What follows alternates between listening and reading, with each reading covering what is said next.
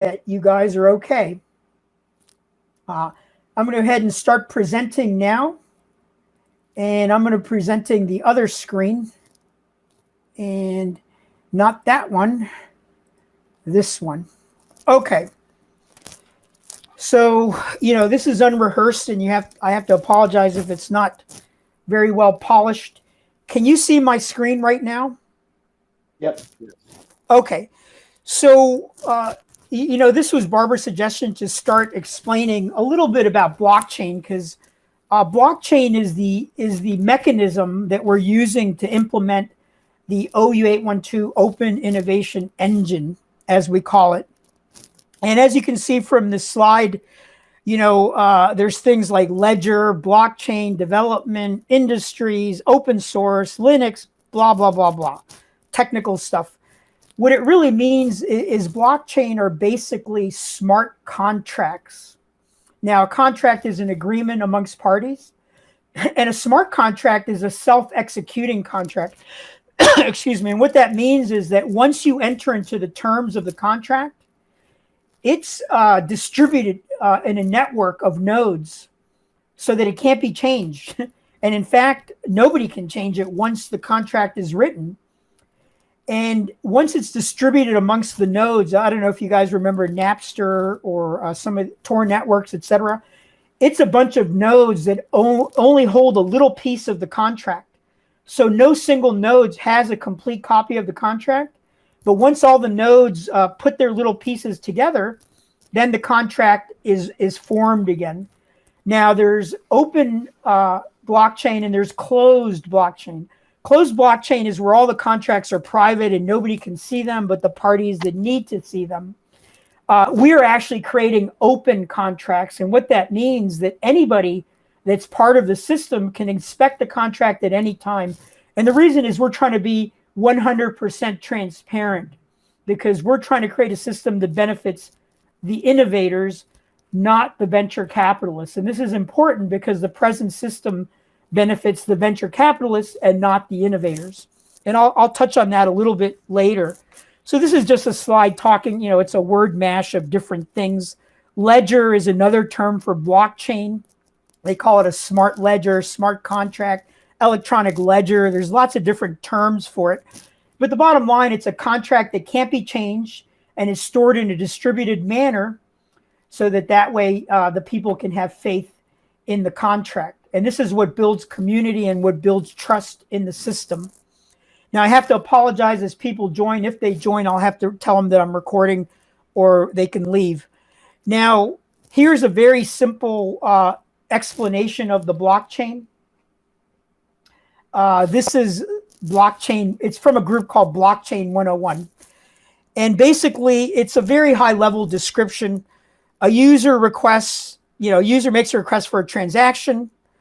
A block representing the transaction is created. The block is broadcast to nodes of a network. This is a distributed network. All the nodes validate the block. So it's kind of a voting mechanism, where it ensures that all the people that are part of the group vote and say, yes, this is a contract that we want to be part of, or this is a valid contract. And now that contract is stored in a blockchain, which is nothing more than an encrypted message that cannot be changed. So it travels this path, it gets stored in this encrypted message, and now the transaction gets verified and executed. So for example, the transaction could be Marshall's patent is now worth $50 million. They create a block for the transaction. The transaction is broadcast to the chain. The chain determines whether that is a valid transaction or some hacking attempt or something like that. And if it is, that particular transaction gets added to the block, and then everybody gets monetized. So for example, if the deal was Marshall gets a patent and she pays $35,000 for it, now company wants to buy it for $350,000. Now that travels through the chain, and now the transaction gets executed, and Marshall all of a sudden gets $350,000 for her patent that was worth originally $35,000. Any questions? I know this is kind of technical. But also, doesn't the new owner get registered in the blockchain?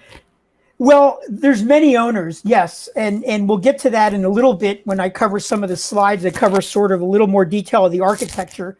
But yes, the next slide I'm going to cover is the OU812 model, which is going to answer your question. And if it doesn't, let me know, Charles. And by the way, you can also type questions in the chat.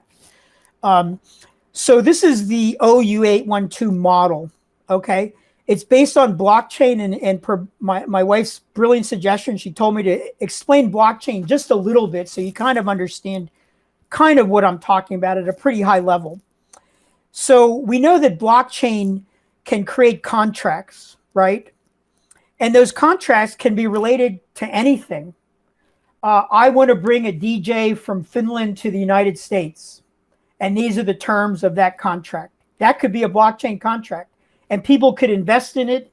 And then when I bring the DJ to the United States and it gets monetized by him going to different clubs, whatever, the contract terms get executed, self-executed, and everybody in the ecosystem gets paid.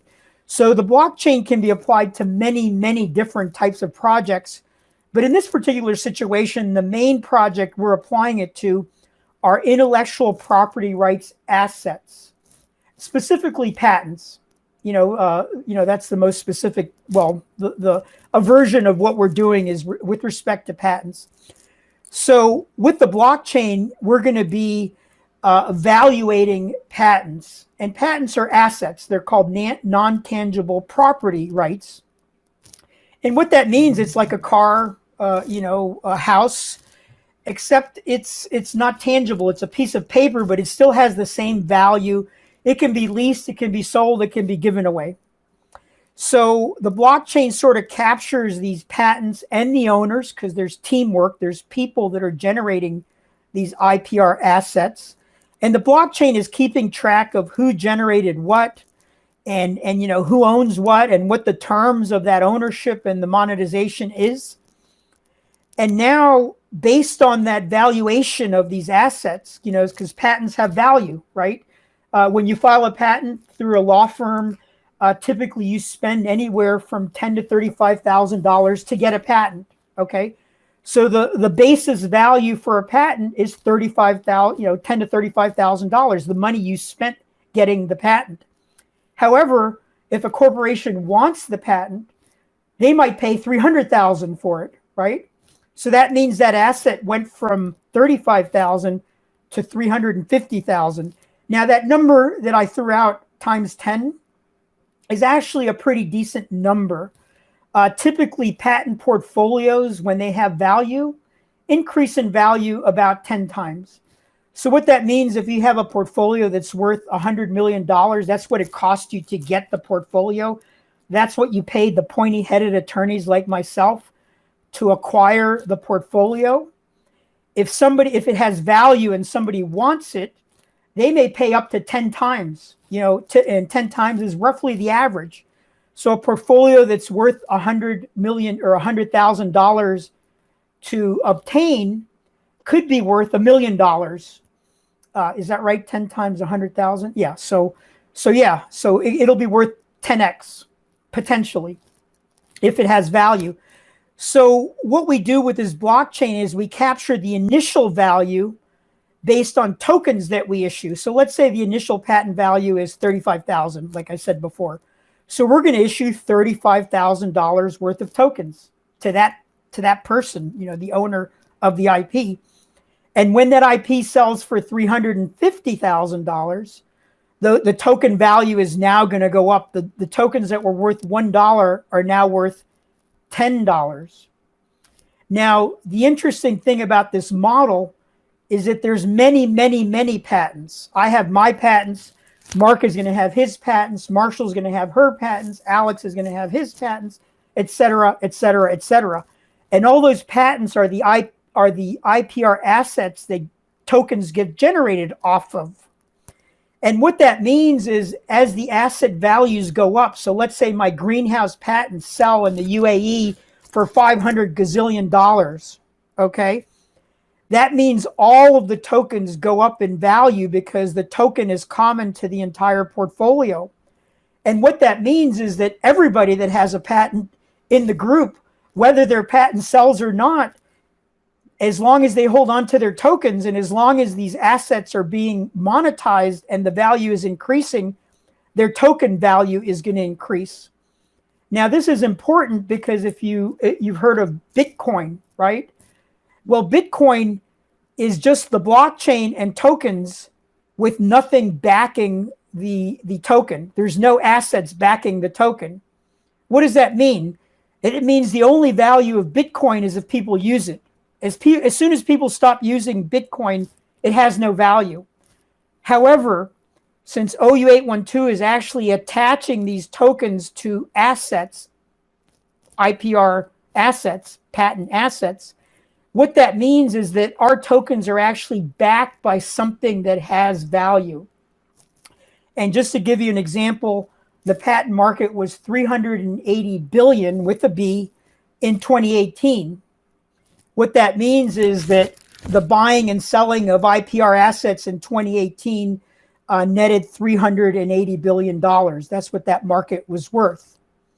So OU812 is looking to file for IPR assets and get a piece of that market and share it amongst the team. And the team is important because, many people say, well, I'm not an innovator, I'm not a patent guy. Well, as you guys know, a team is made up more than just innovators and patent guys. A team is made up of marketing people, business people, investor angels. So a team is really made up of many components. So for example, in this team, there's an innovator in green, there's a patent attorney in blue, there's a money person in red, because he's the devil, just kidding. And there's a marketing person in orange, right? And the innovator says, okay, 10% of the monetization goes to OU812. That's one of our tenets, is that 10% of the monetization goes to the engine so that eventually we'll be able to fund our own projects, create startups, products, and services with our own funding. So 10% goes to the engine, which leaves the inventor with 90% to distribute to the team members. So he might give the patent attorney 1 or 2 or 3% and the other team members some small percentage. But the main component is that we want the innovator to maintain the majority of the equity. And this is what's disruptive about this system. In the present system, the people that keep the majority of the equity are actually the venture capitalists. I was just checking to see if we added any new people, and it looks like we're still all the same. So anyways, that's sort of, and I know this is getting kind of technical, so if you have a question, please free to ask, and I'll try to take a breath. Go ahead. I have a question for you. Can people invest in someone else's patent with their tokens that they have inside of this system? So for example, someone needs money for a patent portfolio, and I think it's going to be very valuable in the future. So can I invest my tokens into their idea? That's an excellent question, Alex. And the reason I have Alex here is because he grilled me on my previous presentation that I did at Reston Tech Talks. And he was like, what the hell are you talking about? I don't understand. And he was right. I mean, I was talking at such a high level. But to answer his question, it's actually an excellent question. And the question is, if you have tokens in the system, right? Well, first of all, anybody can buy tokens. Anybody. This is going to be open to the world. So what that means is you don't have to be part of the team. You can just say, hey, I believe in OU812. I want to buy 10 gazillion tokens because I think they're going to go up in value. So the first component is anybody can buy tokens, investors, anybody. Now, if you happen to own tokens, the question that Alex asked is actually a wonderful question. What that means is that we as a team, remember we have a team, we can say, yes, we want to take some of our tokens and fund Marshall's new startup because we believe in Marshall and we think that her startup is a good thing. And we as a team can decide to invest our tokens in somebody else's portfolio, project, anything. So the answer to your question, Alex, is yes. You can take your tokens that you have in your system and you can use them to help anybody else in the team that needs help because people are going to need help. For example, I need help right now. I've got a patent portfolio that's going to be very, very valuable in the UAE, and I have to file for patent protection in the world. Well, worldwide patent protection costs about $100,000. Okay, so if I had 100,000 people that believed in me and were willing to put in $1, I would be able to issue those 100,000 tokens to those 100,000 people, and I would take that $100,000, develop the portfolio, and then when the portfolio is worth $1 million or 10 times, what is that, Alex? 100 million, 100,000 times 10, a million, Yeah, a million. Everybody that contributed now would get the increase in their tokens. So does that answer your question, Alex? yes, that answers my question. And to summarize, so it's like an economy where the currency is backed by an asset, which is patents. And then as those patents increase in value, the overall value of the token increases. Correct. So invested, their money goes up as well. That is correct. And this is, you know, he brings up an interesting point, which is typically these IPR assets are not valuable to the end of the term. Now, a patent lasts 20 years, right? So if I file a patent right now and I get it issued, 20 years from the filing date, the patent is gone. You know, so you have a 20-year term to monetize the patent. And the interesting thing about patents is they're mostly the value that they have the most is at the end of the term. Now, why is that? Why do you think? I'm going to put out a question to the team to see if you guys can figure this out. Why do you think a patent has more value near the end of the term as opposed to the beginning of the term? Open question. I'd say because it comes free to the public to grab that design or whatever it is and re-energize it. Bingo. A patent value is based on use. Okay. In other words, if somebody's not using it, it has zero value, right?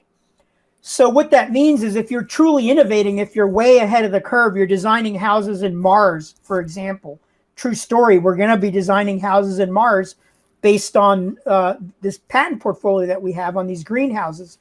So, you know, that patent's probably not going to be valuable till the very end of the term, right? Because that's when people will actually be doing it.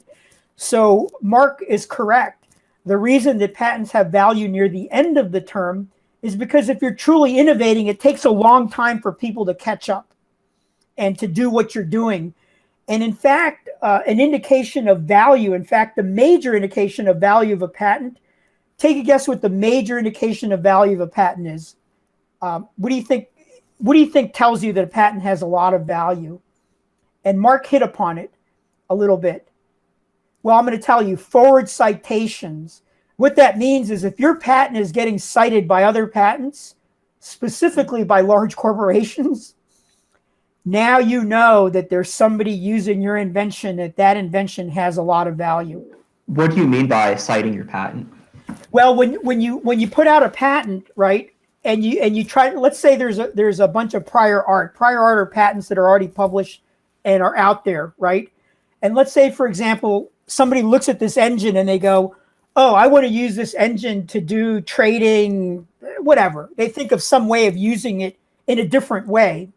However, this is prior art to them. My patent is prior art to them. So they have a duty to disclose my patent to the patent office. And what that means is that, let's see, Charles has a couple of questions. Okay. So I'll finish this and I'll let Charles ask his questions. So what that means is that, you know, that I'll give you an example. One of my clients created an engine. It was a document intelligence engine. He wasn't filing any patents because he was open source guy from Holland. And the way I got him as a client is I said, do you realize there's people getting patents based on your engine? And he didn't. There's people that were creating inventions based on the engine that he invented that he didn't patent. So in other words, people were using his invention and he had no way of going after them because he didn't patent it. So, you know, Mark, the answer is that if people are using your invention, they have to cite it as prior art. And Charles, you have a question? Yeah. Okay.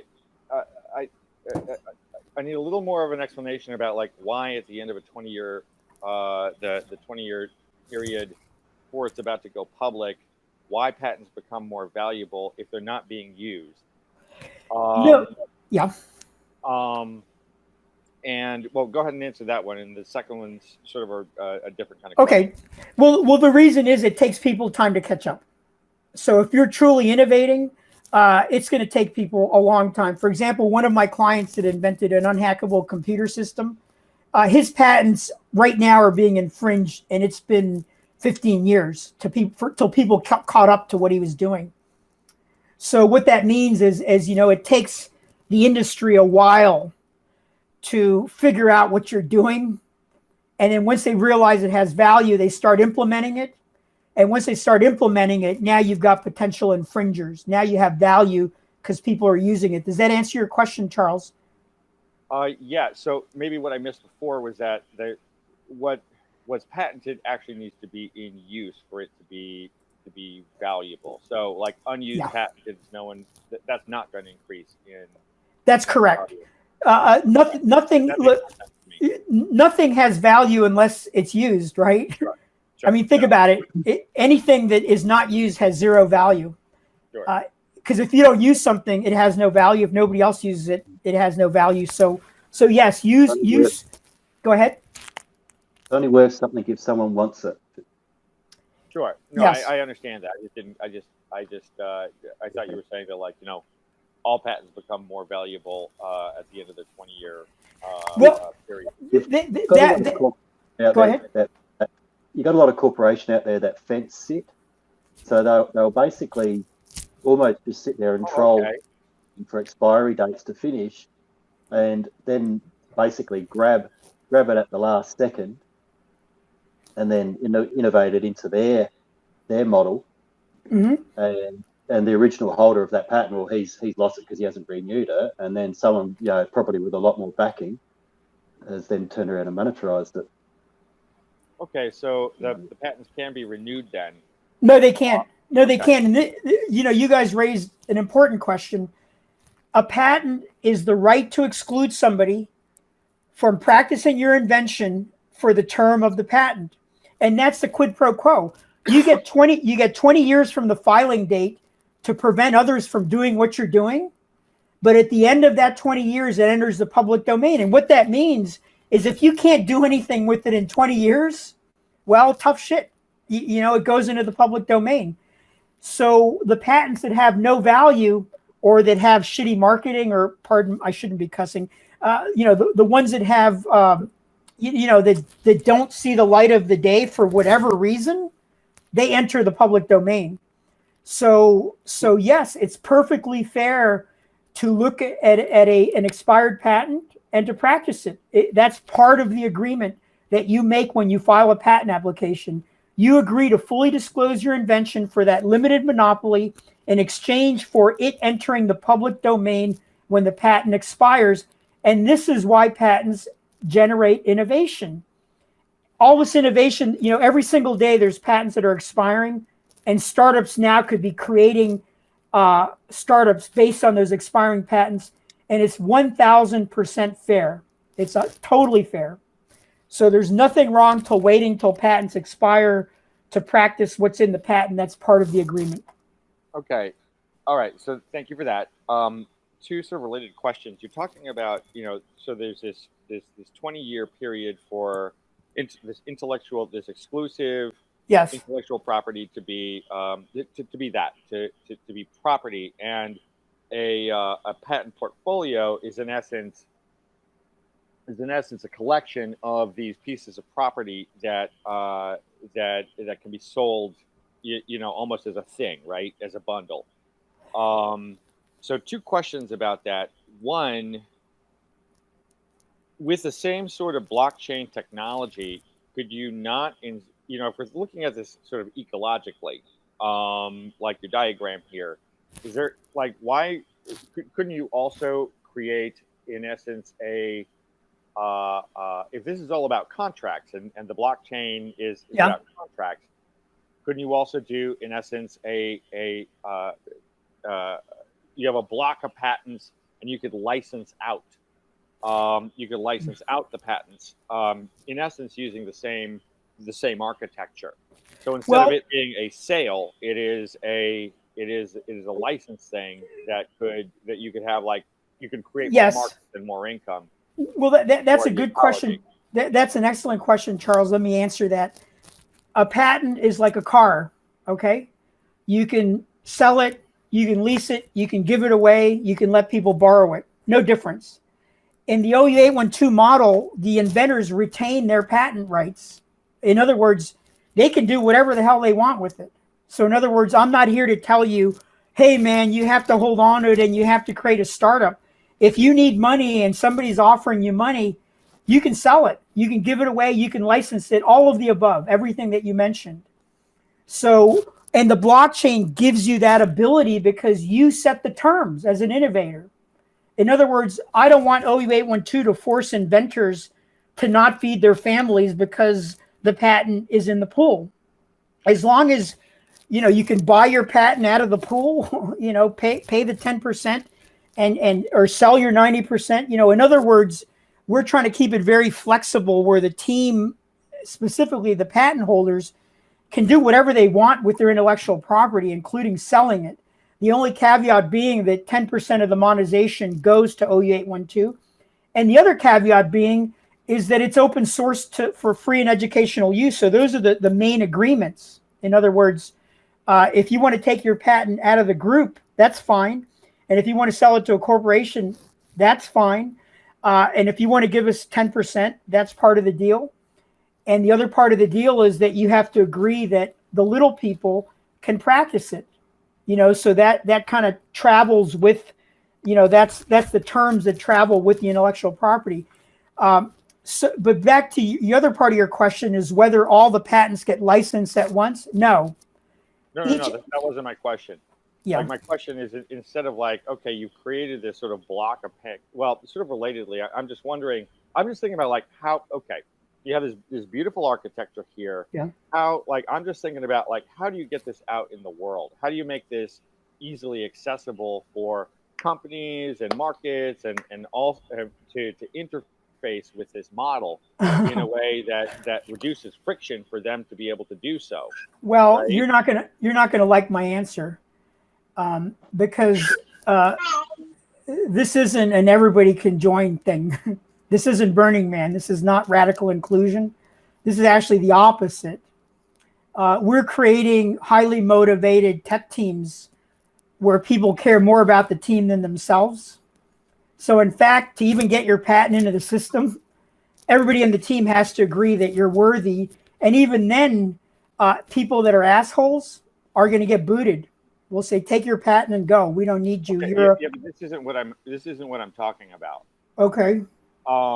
Like, so for example, you were talking about this patent portfolio that you're trying to raise $100,000 for to that in essence, you know, there's a potential market in UAE, right? Okay. But you would so in essence, I'm assuming here that block of patents would be sold exclusively to the buyers in UAE, for example, right? No, they could be done anyway. You could lease it, sell it, rent it, give it away. Okay.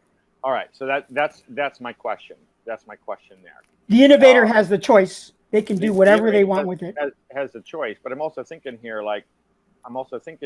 and you know, maybe I'm not understanding this model, but it just seems to me that, you know, you could almost create different clusters of, by say, market segment or function or industry. Look at the next slide. Okay, great, sure. So okay, instead of like selling the block of patents as a block, you could in essence make it so that those blocks are as a whole or individually. Correct. Or even with this cross block, yes, you could license almost a suite of patents. Correct. For your application, or like, hey, if we can get this one, then we're all good. And then that way you now have ongoing streams of revenue into... That is exactly what we're doing, Charles. That is exactly what we're doing.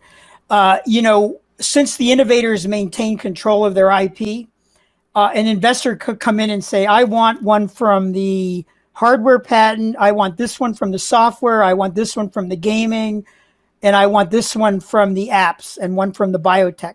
Sure. We don't care because they're all attached to individual innovators, right? And as long as those innovators agree that they want to get rid of their patent, and if the price is right, they're going to get rid of their patents, and that investor is going to be able to buy whatever patents they want. And actually, that's a really good question, because I had some investors that were asking that same question. They were saying, "Oh, does this mean I have to license the whole entire portfolio at once?" And the answer was no. You can pick and choose which ones you want. And again, that's another good point that you made, Charles, because think of this as a neural network. Okay, your brain has a bunch of neurons that are all interconnected, and they don't all fire at once, right?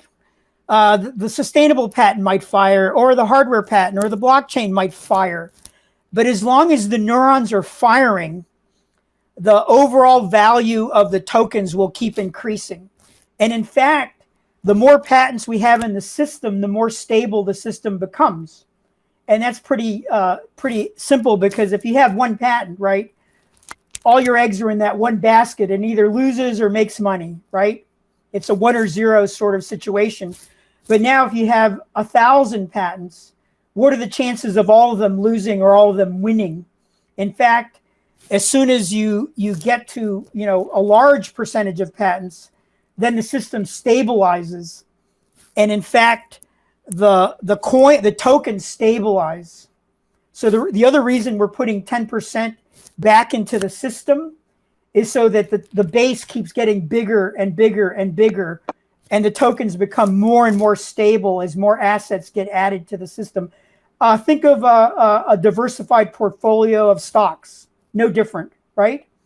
If you have one stock in one company and COVID hits and they get knocked out, guess what? You lost all your money.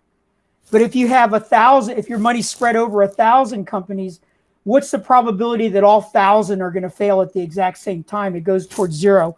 So that's an excellent question, and I hope I answered it. Yeah, thank you. So this slide covers the multiple sort of groups, like a neural network that involves shareholders that are startups, small vendors, universities. And the revenue streams come from IPR licensing and product sales. In other words, we're going to be creating startups, products, and services. And let's see, we got somebody joining, so I have to give them the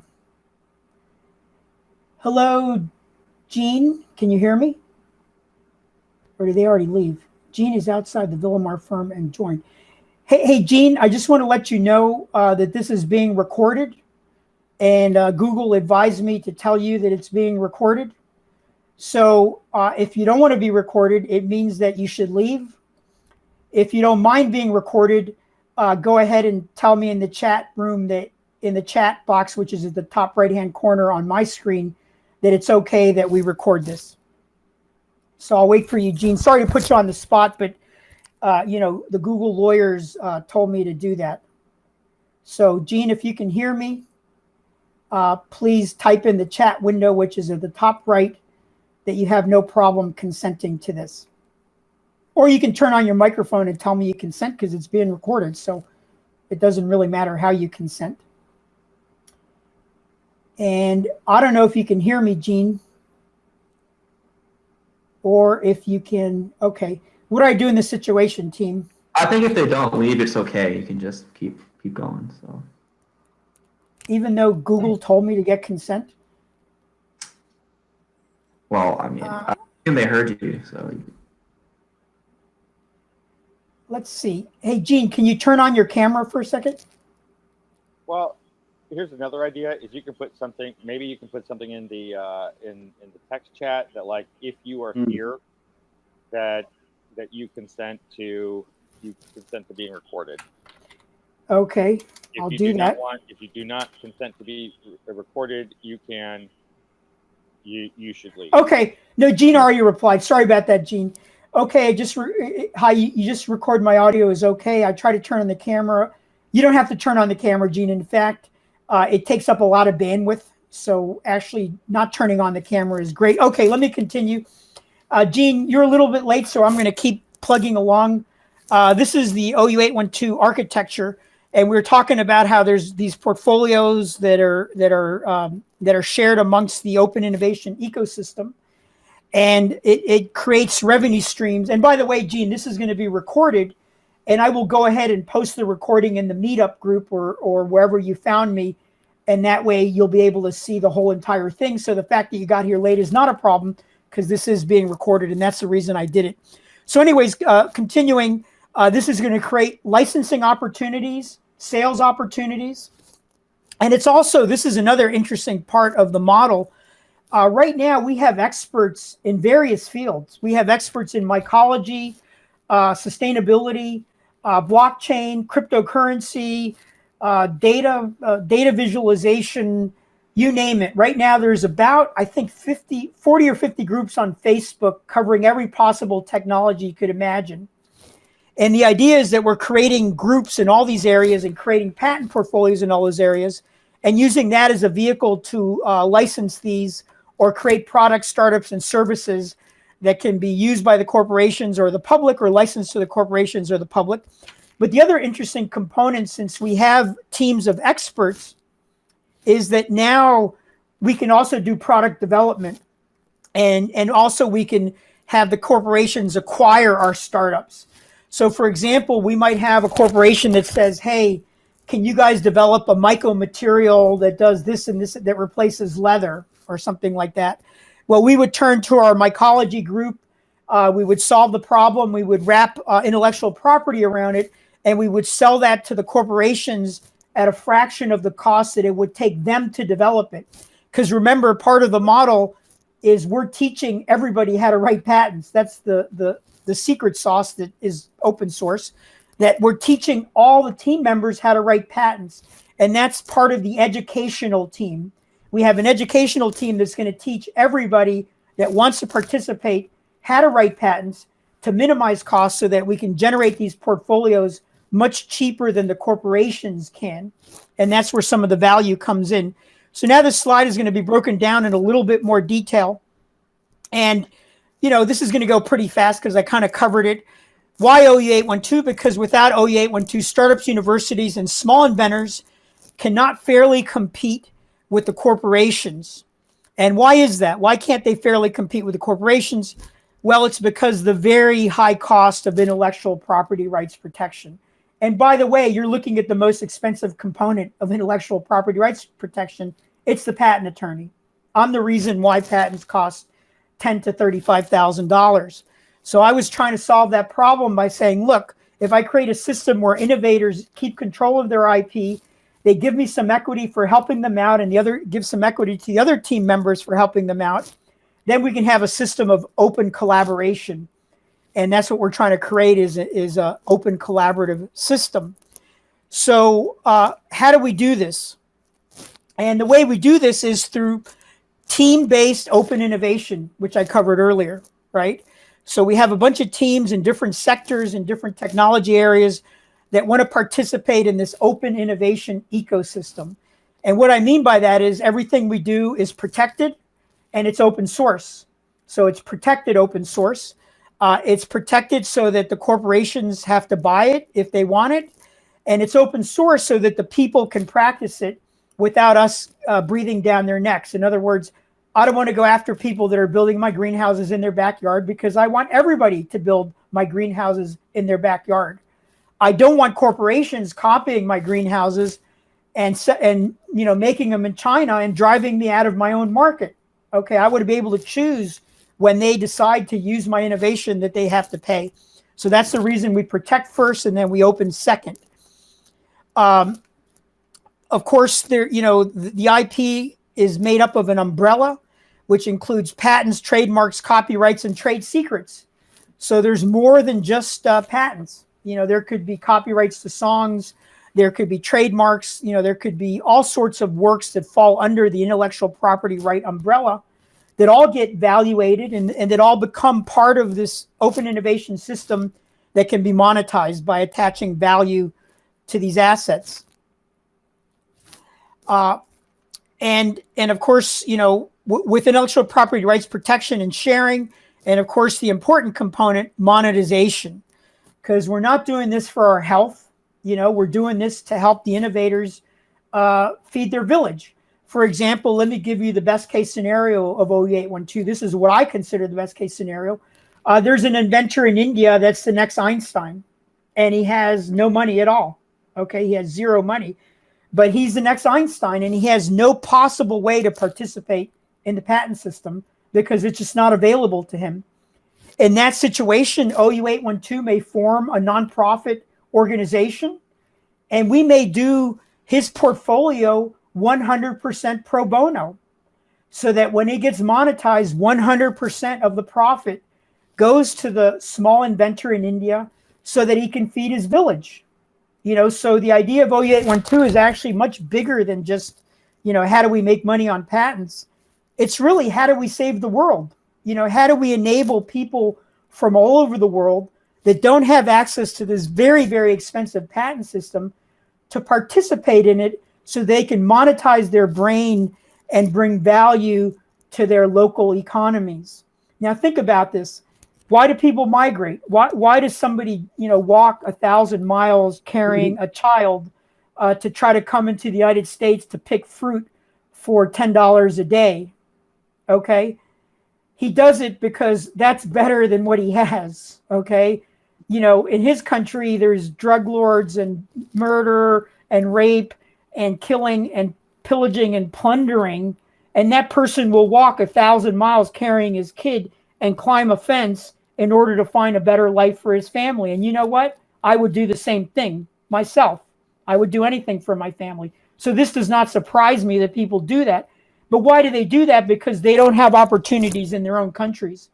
And the ultimate goal of OU812 is to allow people from all over the world to monetize their brains, to participate in the patent system, and to be able to feed their village.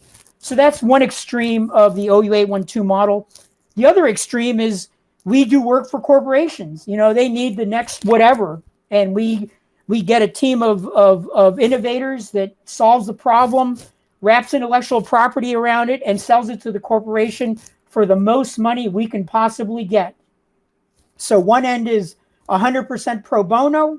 The other end is maximizing profit. And again, this is not, I was trying to figure out what kind of system I'm creating. Is it socialist? Is it Marxist? Is it whatever? This is a capitalist system. I mean, this is a system where, we're looking for team members that are, that are adding assets, that are going to own the assets, and they're going to monetize the assets. I'm going to go ahead and let my partner, Josh Lopez, into the group. Josh Lopez, by the way, is the co-founder of OU812.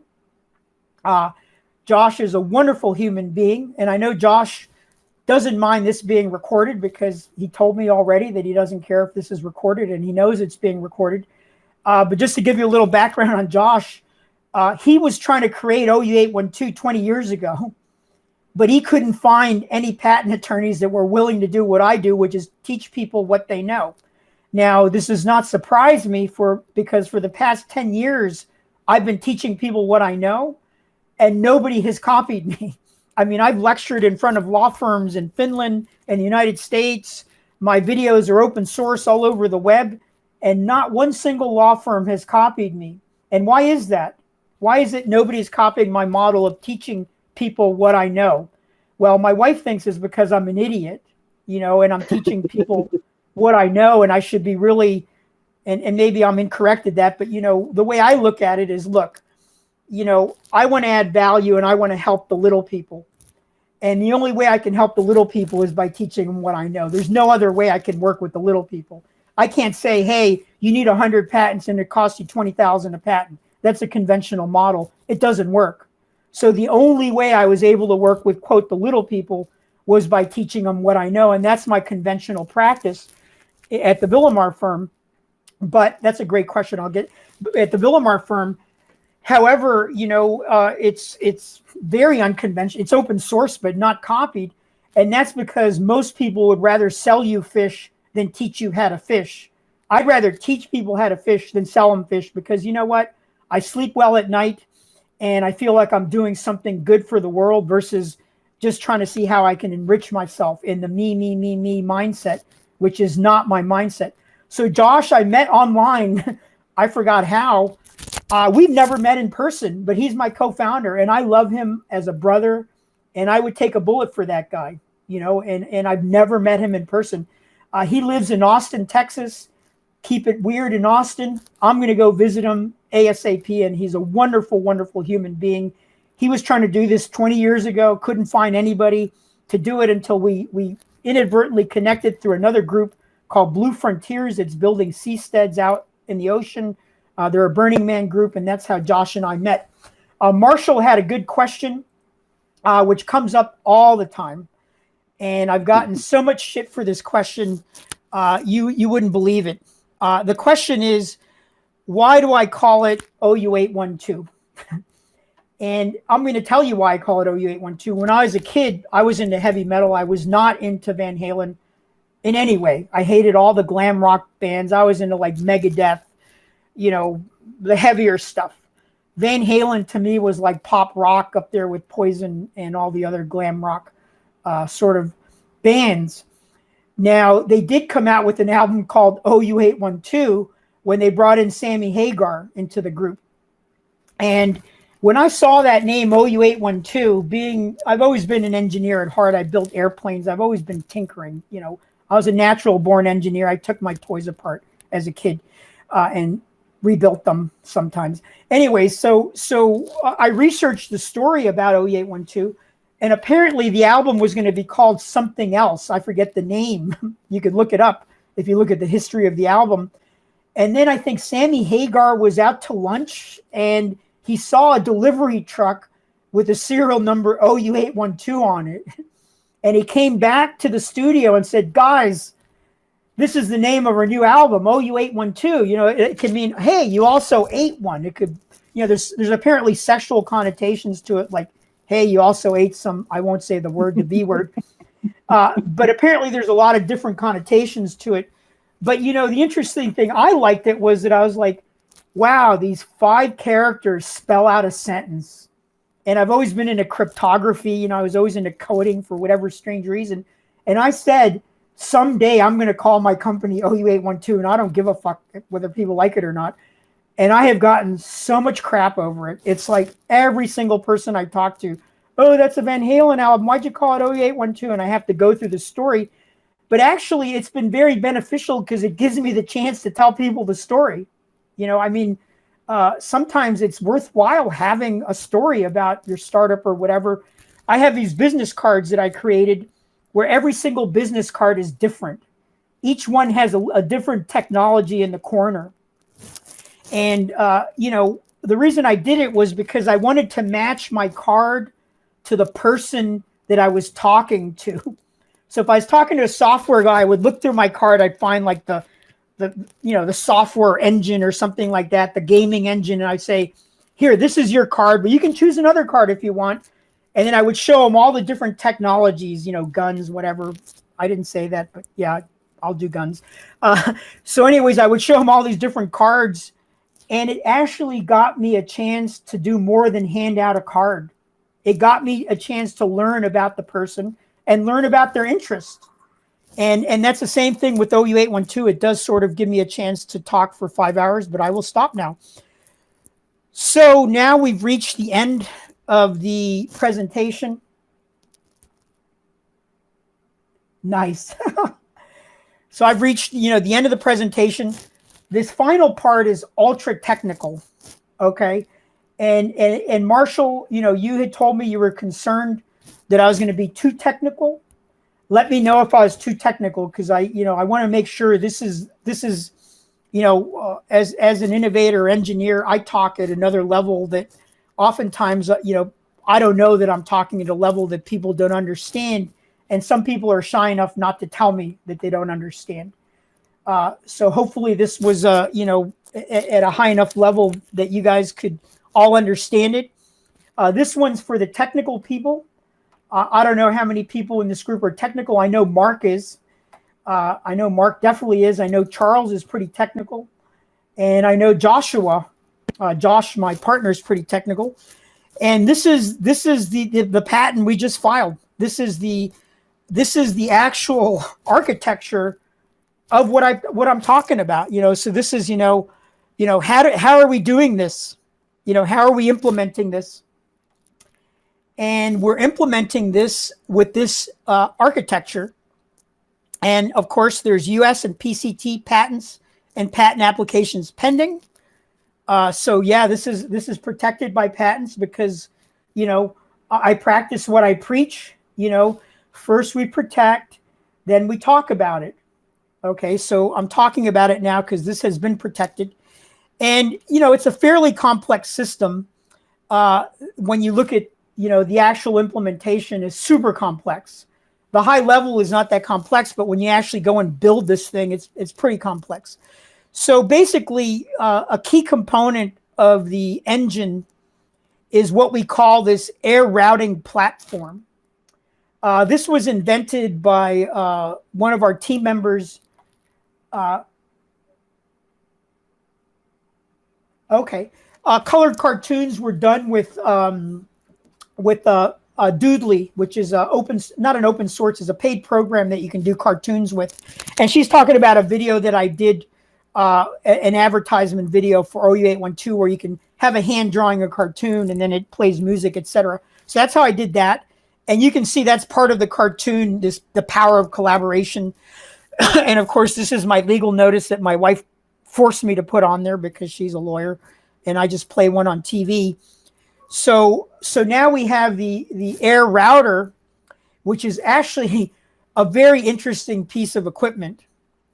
It's a conventional router which can talk to the internet, and a router is how your computer connects to the internet. You know, right now, you guys are going through a router to see this presentation right now, and this is the internet. That's me on the internet, right? So the difference with this particular router, it's that it has two channels. It has a regular conventional internet channel that you see with the router and the internet. And I can zoom in a little bit here. So you can see that air router has this router and internet. So that's pretty conventional.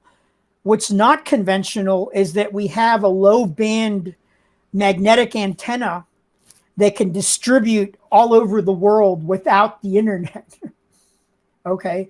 All we need is two of these anywhere in the world, and we have worldwide coverage of the entire world. What that means, say again? Is it still IP based? It's proprietary. It's you know, I can only cover, you know, the stuff that we're actually doing at the lowest level is going to be kept as a trade secret. But what you need to know is that we have dual channels, an air channel and a regular channel. And what that means is if the internet were to go down, heaven forbid, we're still operating. We're still operating because we have a separate channel. And the plan is that we're going to have these channels distributed throughout the world. So we're going to have many, many channels. Yes, Gene, it's Doodly. So we're going to have all these channels. So there's an air link, which is an air, you know, wireless link. And then there's a router link. And now we have the guts of the router, which I'm not going to go into details, but, you know, there's a mini antenna for collecting the input signal from these other large antennas. There's a router that routes the signal to the other router. There's a software-defined radio, which, by the way, I built the first software-defined radio on Earth when I worked at Hughes Aircraft, so I'm very familiar with these guys. And then there's a loading circuit for the antenna that's a matching circuit to make sure the antenna works properly. So basically, this structure allows us to communicate both through the normal channels and through the ether, or through the air. It bounces off of the ionosphere and bounces all over the Earth, and allows all OU812 members to survive, basically. The other interesting thing about this router, it scrubs all malicious code. This router will not let any code that's malicious enter our system. What this means is we're pretty much unhackable. There's no virus that can get through this interface because we have software. It's not signature based. Again, it's proprietary, that can actually make sure that no viruses enter our system, our little system. Yes, like a web rubber, as Joshua pointed out. So now you've got this secure channel, and you've got this software that has a place for storing the assets. These are the contracts and the different patent assets. The information regarding the assets. You notice they're broken up into subjects like, artificial intelligence, sustainability, blah blah blah blah. So they're organized as groups. So now these assets go to a valuation component, right? I talked before how these assets, and I already killed that picture, I think. Anyways, I talked before how the assets get valuated or valuation gets formed. And now that valuation gets transmitted through our system to all these nodes. These nodes are part of the blockchain that we talked about earlier here, number 4. All nodes validate the block, so those are the nodes we're talking about in the chain. And these nodes include some voting mechanism that decide whether the value is good or not, whether we want the patent to come in or not, whether we think my asshole cousin is worthy of being on the team or not. And I'm picking on a cousin, but it's actually somebody else. So, these are all things that can be voted on. And that's why I said it's not really an open architecture. It's really more like a special forces team. We want to control who comes into the team, and it's not an everybody can join thing. I want to work with people that believe in this and it would take a bullet for me, figuratively. So yes, the system is solely for OU812, but it's also for investors outside of OU812. Because remember, we have tokens that people can buy, right? And those tokens are being generated by this self-executing code. And the self-executing code, of course, is what determines the value and the increase in value and the contracts. So this is a simplified version of the software, but just to give you an idea, the nodes receive this vote request or whatever you want to call it. And then there's a voting mechanism that's part of the system where the nodes make a vote and it goes back. And then the value is assigned or not, and the asset is brought in or not, the inventor is brought in or not, the contract is validated or not. The beauty of the blockchain is we can really do anything. Do we want to send Marshall to, Marshall was a DJ in Ibiza and she wants to come to the United States. Do we as a team want to create a project to enable that? Yes, we vote. We put in our tokens. We fund the whole entire thing. Marshall comes to the United States. We make $1 gazillion because she's the best DJ on earth. And now we all profit from it. And Marshall gets the majority of the monetization. Why? Because we're creating a system that helps the innovators, not the money people or the patent people or the other people. We're creating a system that helps the innovators, whether they're artists, DJs, whatever. So this is a high level of the system of how it's going to work. Just to give you an idea, we're going to need about at least 250,000 to 500,000 just to implement this software. So this is why we're going to the UAE. This is why we're looking for pretty substantial investment. We're talking about, they always say take your best number and multiply it by 10 to 100. So I'm thinking we need 20, 30 million. We actually need 200, 300 million. That's the kind of investment we're going to need to pull something like this off. And the beauty of it is that the UAE actually is very interested in these technologies. They have a ministry of blockchain. They also have a sustainable agriculture ministry. And they've been buying up these sort of they've been buying portfolios related to the sustainability and the blockchain space. So right now we're getting ready to go to the UAE. We have some support from the U.S. Commerce Department. And who has a question? I do, Charles. Okay, Charles, talk to me. So what do you need to like what do you need to make this happen? Are there any sort of gaps in the support you have? Are there any sort of nice to haves that would make a difference? Charles, that's a wonderful question. You know what we need? We need a team.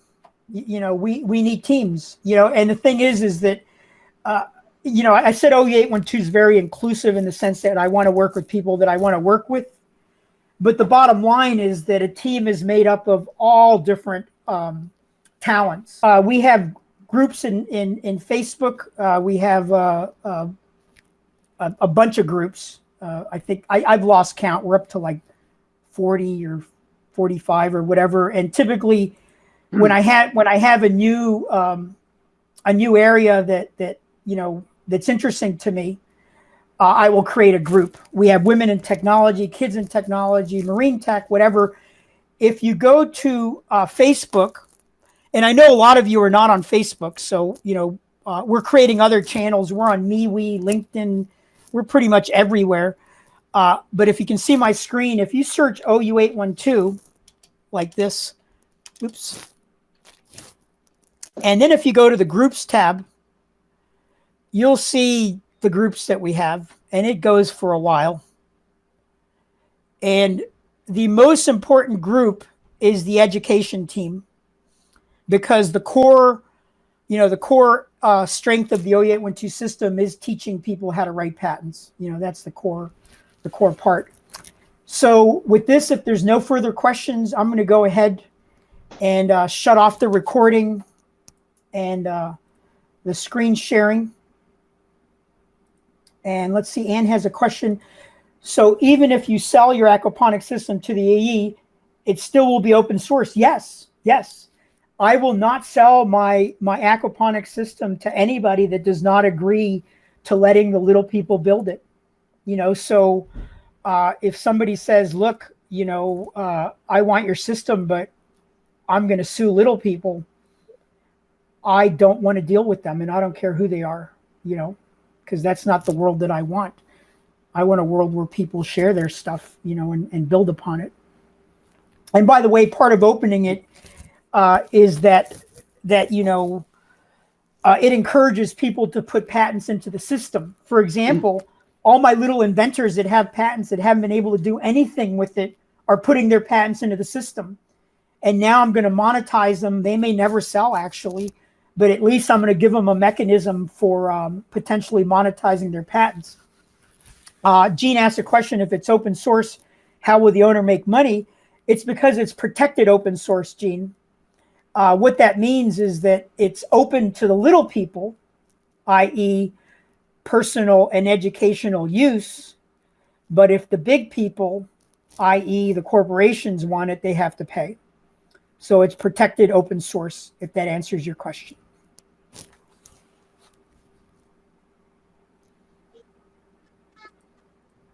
Carlos, is there within all the groups a way of networking with, say, for instance, you've got a project in mind and you perhaps need, some input or collaboration? Is there a hub where we can find,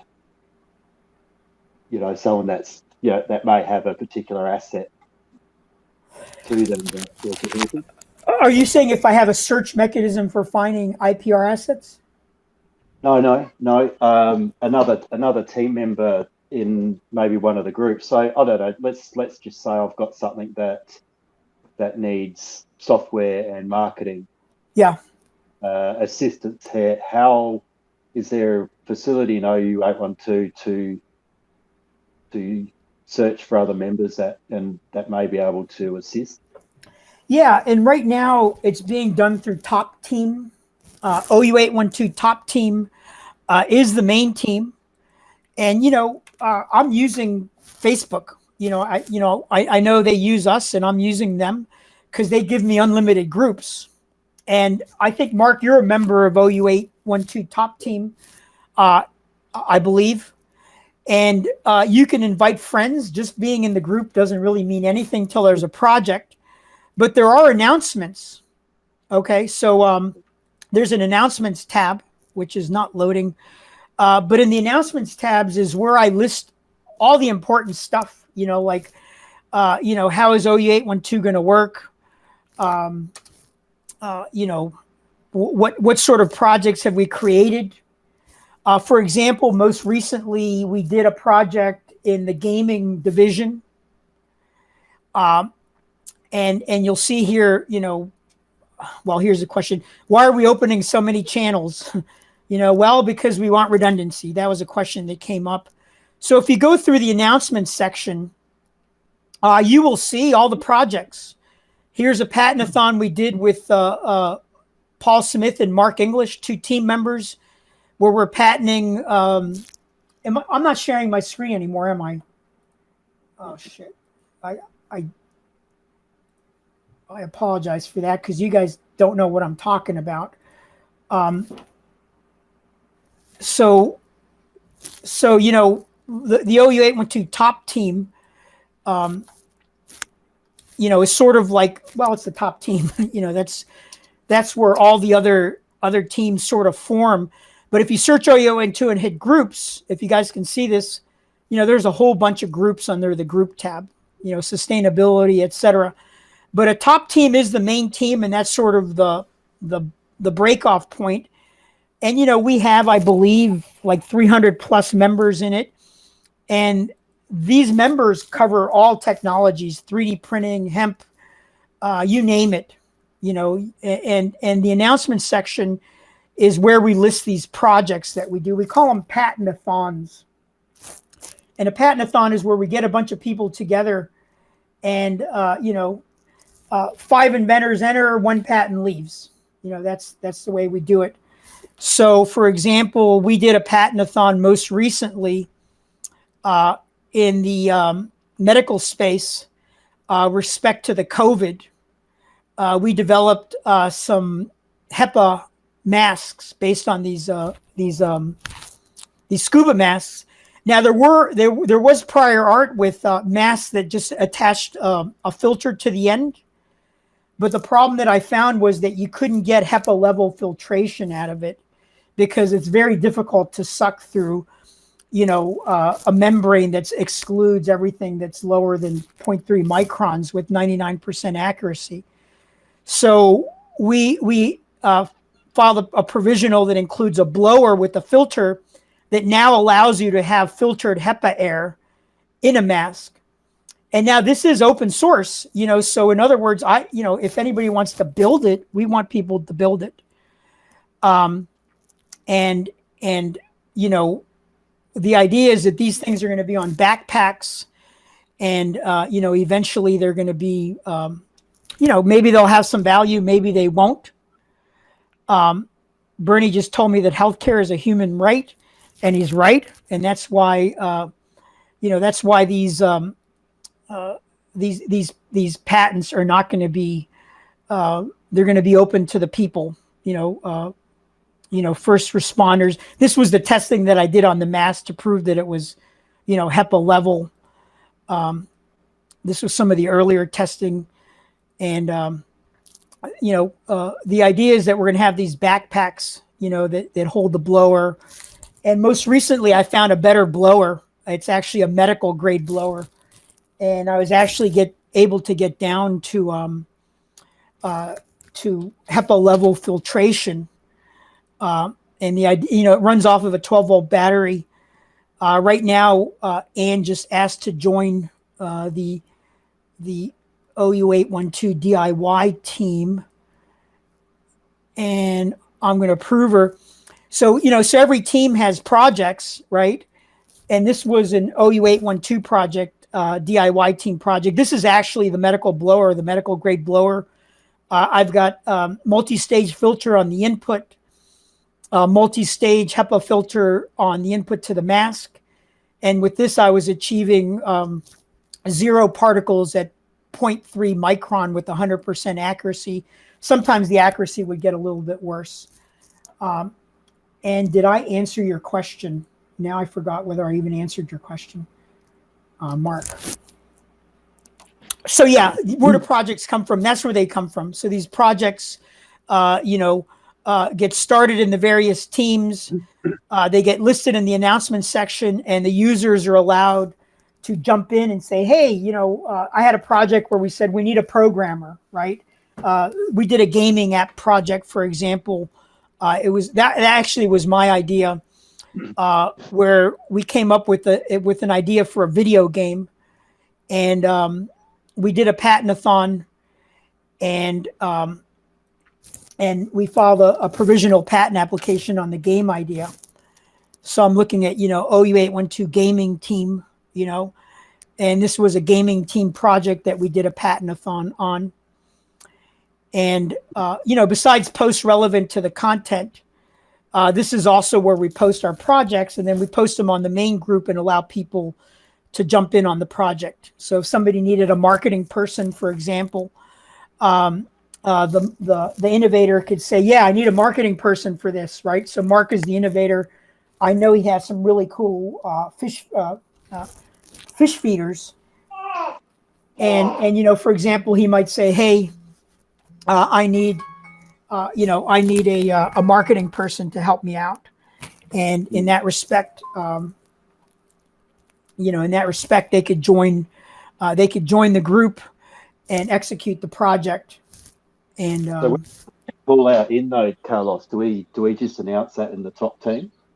Well, that's a good point. We don't announce anything that's confidential on any Facebook group. That's right. So that's what I'm asking. How do I put the call out for? If you search the announcement, first of all, you can write a very general description, right? Like, hey, I need a marketing person for a game-related invention. Okay, you haven't said anything except that you need a marketing person. And we have many, many channels. We have, in fact, that's one of the reasons I made an announcement about the channels, was that somebody said, why do you have so many channels? That came up quite a bit.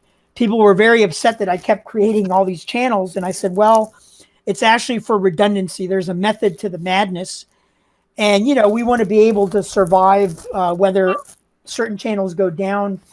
And we're actually creating our own channel based on that architecture that we showed you earlier. When that architecture is built, OU812 will have its own private closed network where we'll be able to discuss things in ways that people can't steal it.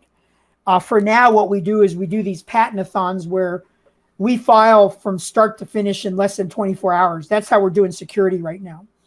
We figure if somebody's listening, a bad actor, a hacker, whatever, we're going to be filing a case in less than 24 hours.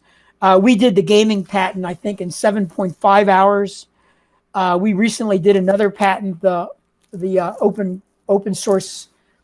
blockchain architecture was actually a big one. That one took about 12 hours. But these things typically take around 40 hours conventionally, so, and that's because I've trained everybody on how to do this. So for example, here's OU812 DIY team patent-a-thon at 1500 DC time, meeting URL right here. Update, patent-a-thon moved, so this is, if you would have clicked on that meeting URL, you would have been in that meeting and you would have participated in this patent-a-thon. The only people that were participated were Mark English and Paul Smith. This guy, Leon McKinty, he's actually an inventor in another, no problem, Gene. He's actually an inventor on another project that's going to be starting, but we let anybody come in because we want them to learn the process. And also, we want to figure out who the bad actors are, right? In other words, we're open, right? So if you want to come join this patent-a-thon, you can join. If you contribute in a substantive way, you become an inventor. However, if you don't contribute in a substantive way, we've got a log of you being there. And if you all of a sudden start filing patents on what we did during the patent-a-thon, you're going to get the boot pretty quick, because this is not socialism. This is more like the military, the few, the proud, so people will get booted if the community thinks that they're bad actors. Does that answer your question about projects? And by the way, there's that's right. You also told me that how do I find things? If you search, you can search this team, and if you know some of the channels, we're adding them all the time. I just recently added Band to the channel. Band is another messenger. Hey, join our Band group. We have name one. We have Telegram. Just name a channel. We've been adding channels on every single possible group that we can. We've got Slack, and we keep adding them as they come up. So what you would do is you would contact me through one of these channels, or you would go through Messenger and say, hey, you'd say, hey, Carlos, I've got an idea. Let's talk about it. And I would say, cool, let's go into one of these channels. Let's kick the tires on it. And then once we got the tires kicked on it, then we decide whether we're going to patent it or not, right? And if we're going to patent it, then we have a patent-a-thon and we file the patent.